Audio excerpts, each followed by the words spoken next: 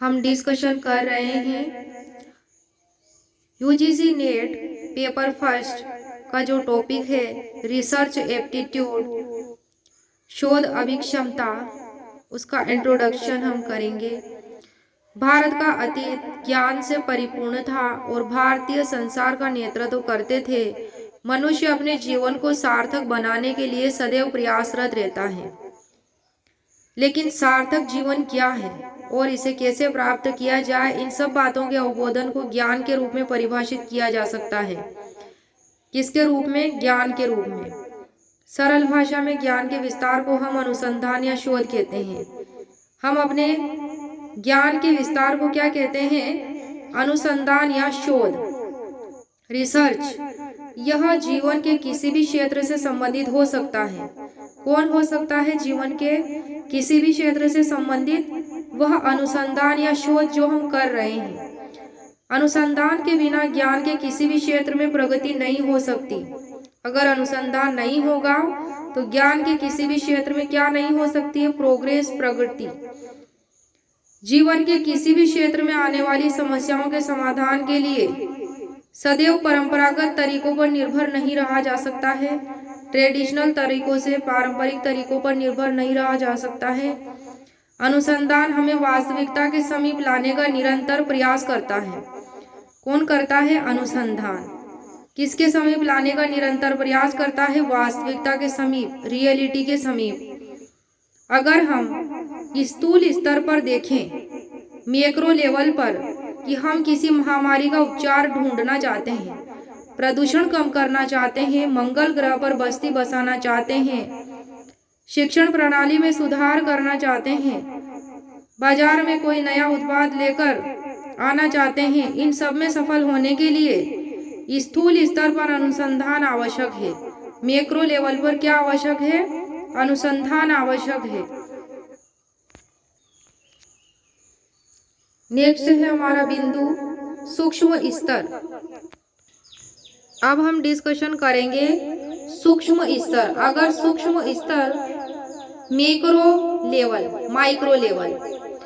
Micro level पर देखें तो कुछ छात्र स्मार्टफोन खरीदना चाहते हैं और उसके लिए विभिन्न ब्रांडों के तुलनात्मक अध्ययन करते हैं कि कौन सा अच्छा है, कौन सा बुरा। वह भी एक अनुसंधान ही है, चाहे उसके लिए हम अभिज्ञ होकर, कॉन्शियसली होकर के किसी अनुसंधान विधि का प्रयोग नहीं कर रहे हैं। यदि हम दो चीजों की तुलना करके एक चीज उसमें से परचेज कर रहे हैं, खरीद रहे हैं, विभिन्न ब्रांडों की तुलनात्मक अध्ययन करके एक, तो ये भी क्या है? ये भी हमारे अभिज्ञ होकर उस बारे में हम नहीं जान पा रहे कि हम क्या कर रहे हैं, तो वह भी एक अनुसंधान विधि का ही हम प्रयोग कर रहे होते हैं। तो ये हमने समझा स्थूल स्तर पर और सूक्ष्म स्तर पर अनुसंधान के बारे में। अनुसंधान समस्या निवारक होते हैं। कैसे होते हैं? रिसर्च समस्या निवारक। मूलतः जब भी हमें किसी समस्या का सामना करना पड़ता है या कुछ जिज्ञासा उत्पन्न हो तो हम अनुसंधान के लिए प्रेरित होते हैं, फलतः अनुसंधान के कार्य में आगे बढ़ते हैं। जब हम प्रेरित होंगे तभी अनुसंधान में आगे बढ़ेंगे। किसी विशेष ज्ञान क्षेत्र में शोध समस्या का समाधान या जिज्ञासा की पूर्ति में किया गया कार्य उस विशेष ज्ञान क्षेत्र का विस्तार है। शोध समस्या का समाधान या जिज्ञासा की पूर्ति में किया गया कार्य क्या है? उस विशेष ज्ञान क्षेत्र का विस्तार है। हम सामान्य जीवन में ज्ञान प्राप्ति के लिए 5 इंद्रियों आँख, कान, नाक, जिह्वा और त्वचा यानी व्यक्तिगत अनुभव, पर्सनल एक्सपीरियंसेस पर आश्रित होते हैं, परंतु इनकी भी अपनी एक सीमा होती है। इनमें व्यक्तिनिष्ठता, सब्जेक्टिविटी की संभावना अधिक रहती है और यह अनुभूति से भी संबंधित है। हम एक ही घटना को अलग अलग रूप से देखते हैं। सामान्य जीवन में क्या होता है? ज्ञान प्राप्ति के लिए 5 ज्ञानेंद्रियों का प्रयोग होता है, उन पर हम आश्रित रहते हैं और इसमें व्यक्तिनिष्ठता की संभावना अधिक होती है, अनुभूति से संबंधित होती है। वास्तविक तथ्यों, सिद्धांतों और अवधारणाओं से परिचित होना भी सामान्यतः ज्ञान का प्रतीक माना जाता है। यदि हम किन्हीं भी वास्तविक तथ्यों, सिद्धांतों और अवधारणाओं से परिचित होना चाहते हैं तो यह भी किस श्रेणी में माना जाएगा? ज्ञान के प्रतीक की श्रेणी में, कि वह भी क्या है? ज्ञान का प्रतीक है।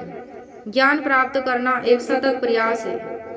अनुसंधान किसी भी उच्च शिक्षा संस्थान के लिए महत्वपूर्ण है।